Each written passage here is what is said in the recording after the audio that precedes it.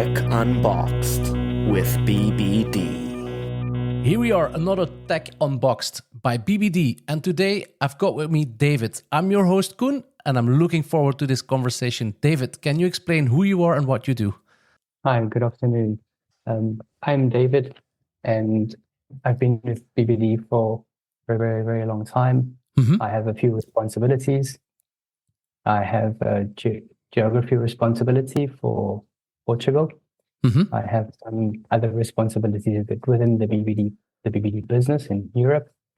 And I also have responsibilities for the scale-up that I'm involved in, and I'm assisting them scale.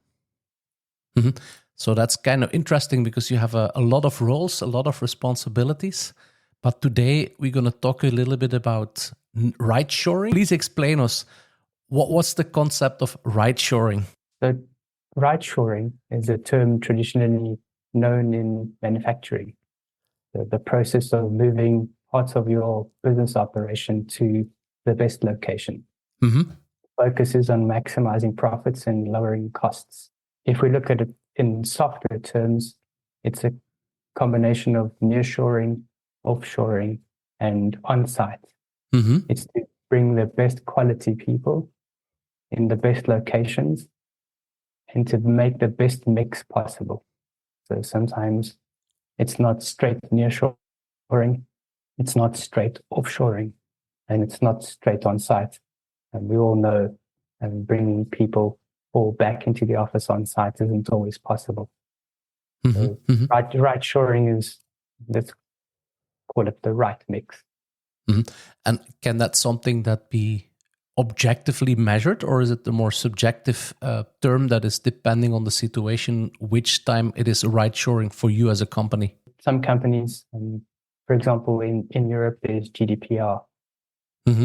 Bringing a team from India, while it might be lowering your cost, it won't serve your GDPR needs, your privacy needs.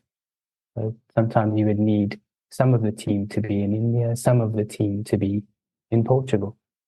It all depends. So that's where the thing comes right shoring. It's a process that you go through with the clients to understand what's best fit for them.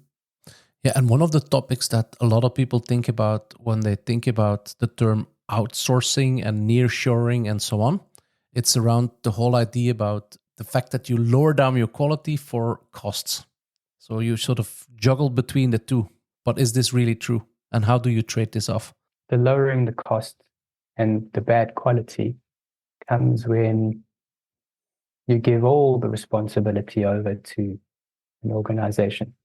But it's a partnership between two organizations. Two organizations are joining and working together. They both need to ensure the quality. So whilst the provider of the service has their list of measurements to quality, the organization also should. It's not abdicating responsibility from the organization, saying, well, I've sent it off to offshore, so it's going to be done, and when it comes back, it's going to be great. That's how often projects go really, really bad. Would you have some real examples for us as the listeners to share maybe how that can actually be successful in reality? In reality, teams work together and we put in processes. Testing, for example, testing has various things within testing. So we can do automation testing, manual testing. Quality also comes in the form of specification. How good are the specifications? How good is the product design? How are all of those things work together? You also don't have to augment your team just with developers or only with product design. It can be a mix, and you can choose the best people from either your organization, the organization you're shoring or offshoring to. It's a various combination. You need to get the right fit. So if you put quality as the principle and you work around to achieve it.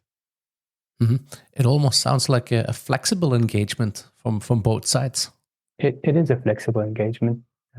Things are changing all the time. We're all trying to understand, for example, the role of AI and how is that going to change the development landscape, the the UX, the design, the content, marketing, and software development is an ever changing. So what we decide to do today and how we set things up today in a year's time might be completely different. Mm-hmm. Mm-hmm. You might end up in an organization that now they need to scale. So we need to bring on a whole bunch of new people. And how do you sort of safeguard that you're on the right track together and in the right stage? Because I think you rightly so say that you can move from some startup to scale up, but how do you know it's the right time to actually scale up? Every organization that decides to let's use the word outsource, either the development, their UX or their testing, they have a roadmap. So they're looking 6 months, they're looking a year ahead. The best thing for that organization is to share that with their partner, with the vendor that they're trying to engage with, and make sure that that vendor also then buys into that vision. If you're just looking to, let's use the word body shop, if you're just looking for a bunch of freelancers and you're just wanting to body shop and add some muscle to your organization, then things are going to fall apart. But if you bring someone on board and you show them the vision, this is what I want to build, this is where I want to be in 6 months' time, you get that buy-in from the company you're engaging with. But when we talk flexibility, it also comes hand in hand with availability. How do you then work out the availability part, and how does BBD play a role in this? I think that's one of the hardest things about startups and scale-ups is at what point do I need to bring on people? If I bring them on too soon, I burn cash. If I bring them on too late, then I can't I deliver. lost my opportunity. Correct. It's a to and a fro. It's between the two organizations. So as BBD, we try to remain flexible. We have a lot of developers, a lot of UX people. We have capacity in 5 different locations. And we have projects starting, we have projects ending, we have, and we have people moving about. So, for example, a real example is I've worked at BBD and in BBD for a very, very long time. I might know someone who's moving projects or becoming available and might be really, really well suited for the current project that I'm on. And if we're talking to that long-term vision, the roadmap, and I understand where the organization's going, say, look, I know sort of in 6 months' time, you mentioned you want to start building this. I know the right person. So let's start having those conversations. Let's earmark those people. Let's put them down as possible people we could bring on board. And that talks to the partnership and to the planning. So what you're saying is, David, you bring anticipation to the mix as well. So flexibility, availability, and then anticipation. Correct. But how, I mean, you're for a long time, in Portugal. Is the European market different than, for example, your home base, South Africa? The market is different in South Africa. We're well established. We've been there for 40 years. Wow. And we understand the market very, very well. And in Europe, we've been here for 5. What's not different is Europeans are looking for the same delivery from their partners. Whether you're in South Africa, whether you're in India, whether you're in Europe, everyone's looking for the same amount of delivery, good delivery. And we're bringing that delivery, that culture, that know-how for the last 40 years to Europe, to our clients. We've had clients in Europe for 30 years, some of them, but we haven't, only over the last 5 years have we actually been actively in Europe with offices. Yeah. And today you got your boots on the ground. We mentioned Portugal, but what are the other places where you're also active as BBD? UK and Netherlands, and then India and South Africa. India, if I'm not mistaken, for the past 10 or 11 years. I can imagine if I'm a client and I'm sort of in that process of scaling, how can you help me to identify where I should actually take the best people? Because you have multiple locations, but how would you then split? How would you choose which location is good for me? I'd say there's 3 things. The first one being is, do you want some or all of the team on site in your office? Or do you want them some of the time? Or do you want them every 6 months for a workshop where things are defined and a sort of a roadmap is built for the next 6 months? Or is it a fact that your organization is all over the globe, so that doesn't really matter? Does data access apply? For example, if you have someone in a DevOps cloud role that is supporting your production data, production infrastructure, and the client is in the UK, can you have someone outside of the UK access that data?